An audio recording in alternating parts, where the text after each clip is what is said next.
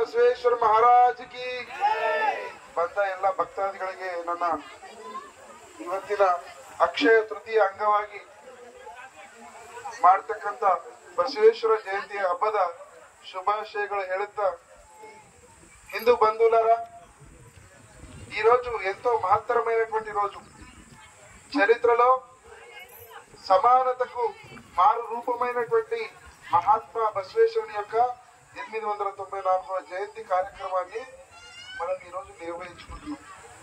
ఆయన ఎంతటి మహాత్ముడు అంటే ಇವನಾರವ ಇವನಾರವ ಇವನಾರವ ನೆಂದೆನಿಸಿದರಯ್ಯ ಇವನಮ್ಮವ ಇವನಮ್ಮವ ಇವನಮ್ಮವನೆಂದೆನಿಸಯ್ಯ ನಿಮ್ಮ ಮನೆಯ ಕೂಡಲ సంగమ దేవయ్య ನಿಮ್ಮ మನೆయ మగనెందనిసయ్య అని చెప్పారు. అంటే ఇతనెవరు ఇతనెవరు ఇతనెవరు అనకండి, వేరు చేయకండి. ఇవనమ్మవ ఇవనమ్మవ ఇవనమ్మవ ఎందనిసయ్య ఇతను నావాడు నావాడు అని చెప్పేసి కలిసి ఉండండి అని చెప్పేసి ఆ జమానాలోనే సుమారు 890 ఏళ్ల కిందనే అనుభవ మంటపాన్ని సృష్టించి సమాజంలో అస్పృశ్యతను అంటరానితనాన్ని నిర్మూలన చేయడానికి నడుము కట్టినటువంటి ఏ వ్యక్తి ఎవరైతే ఉన్నారో ఆదిశంకరాచార్యులు రామానుజుల తర్వాత అంతటి మహత్తరమైనటువంటి బృహత్తర కార్యక్రమాన్ని 1000 ఏళ్ల కింద ఒక సహస్రాబ్దం కింద చేసిన వ్యక్తి ఎవరైతే ఉన్నారంటే వారు మహాత్మా బసవేశ్వరుల వారు. హిందూ బంధువులారా, అతని యొక్క మంటపంలో కక్కన్న, అంబిగర చౌడయ్య ఇలాంటి ఎంతో మంది మహానుభావులని, అక్కమాదేవి, హేమారెడ్డి, మల్లమ్మ ఈ విధంగా ఎంతో మంది శిష్య బృందాన్ని తయారు చేసి సమాజంలో ఒక అసెంబ్లీని నిర్వహించి సమాజాన్ని మార్పు చేయడానికి కృషి చేసినటువంటి ఏకైక వ్యక్తి మహాత్మా బసవేశ్వరుడు. కానీ సమాజం ఆయన ఆశయాలకు తూట్లు పొడుస్తూ ఏ మహాత్మునైతే మనం పూజిస్తున్నామో మన కేవలం విగ్రహాలకు దండలు పూల దండలు వేసుకుంటా ఆయన వచనంలో ఆయన ఫోటోలకు బొట్లు పెట్టుకుంటా మనం పోతున్నాం. కానీ ఆయన సూచించినటువంటి ఆశయాలకు మాత్రం మనం నీరు గారుస్తున్నాం. ఆయన సూచించినటువంటి మార్గంలో మనం ఇప్పుడు నడవలేకపోతున్నాం.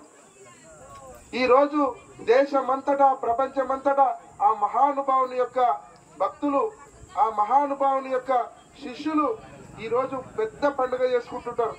కానీ మళ్ళీ ఏడాది వస్తే మళ్ళీ గుర్తుకొస్తాం. కానీ మళ్ళీ ఆయన చూపెట్టినటువంటి అడుగుజాలన్నీ మాత్రం మన జీవితంలో ఎప్పుడు పాటించం. హిందూ బంధువులారా, కులాలుగా వర్గాలుగా విడిపోతున్నటువంటి ఈ హిందూ సమాజాన్ని అస్పృశ్యత అంటరానితనం నిర్మూలనకు వేదాల్లో, పురాణాల్లో, ఇతిహాసాల్లో ఎక్కడా లేనటువంటి కులాల ప్రస్తావనను నిర్మూలించడానికి సమానత్వమే సనాతన ధర్మం అనే ఒక భావనను హిందూ బంధువులలో రూపొందించడానికి విశ్వ హిందూ పరిషత్ ఆధ్వర్యంలో సామాజిక సమరసత యాత్ర నిర్వహించబడుతుంది. ఆ మహాత్మా బసవేశ్వరుని యొక్క అడుగుజాడల్లో విశ్వ హిందూ పరిషత్ నడుస్తూ దళిత సామాజిక వర్గానికి చెందినటువంటి ఇళ్లలో వెళ్లి వారింట్లో దీపాలు వెలిగించి వారింట్లో ఏదో పండో ఫలమో భోజనము పెడితే తినేస్తున్నారు. ఎందుకు? ఆ సంత బసవేశ్వరుని యొక్క నిజమైన కళలను రూపొందించడానికి, వారి యొక్క కళల్ని సాకారం చేయడానికి ఈ సంస్థ ముందుకు వస్తుంది. కాబట్టి హిందూ బంధువులారా, ఈ సమాజ నిర్మాణం ఇప్పుడున్నటువంటి ఈ అసమానతలు తొలగాలంటే కేవలం ఆ మహాత్మా బసవేశ్వరుని యొక్క అడుగుజాడలను నడిస్తే తప్ప ఈ సమాజానికి ఎటువంటి సొల్యూషన్ దొరకదు. కాబట్టి ఆ మహాత్ముడు ఆధ్యాత్మిక ప్రపంచంలో కూడా ఎంతో వెలుగొంది.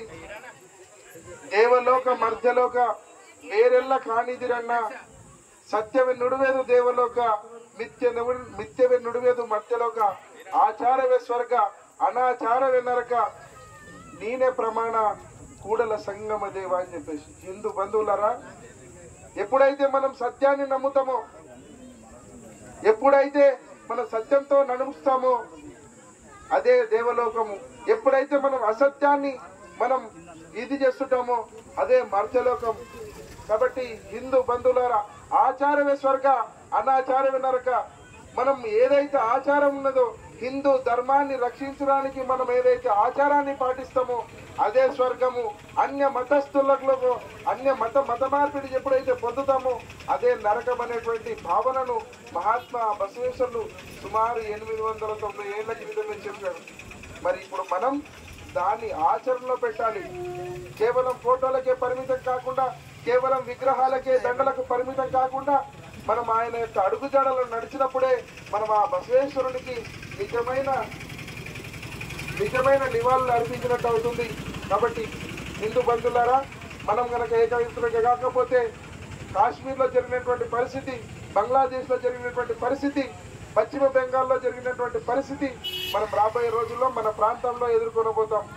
మనం ఎప్పుడైతే కులాలుగా వర్గాలుగా విడిపోకుండా హిందువులమందరం ఒకటి అన్నదమ్ములం అనేటువంటి భావన మనం కమ్మరి, మంగలి, బలిజ, జంగమ, కుమ్మరి, తెలగ ఈ విధంగా కులాలుగా విడిపోకుండా మనం అన్నదమ్ములం అనేటువంటి భావన వచ్చినప్పుడే ఈ సమస్య గట్టిగా ఉంటుంది. లేదంటే ఈ సమాజం రాబోయే రోజుల్లో పరిస్థితులు ఎదుర్కోవాల్సి వస్తుంది. ఈ ఆలోచననే 897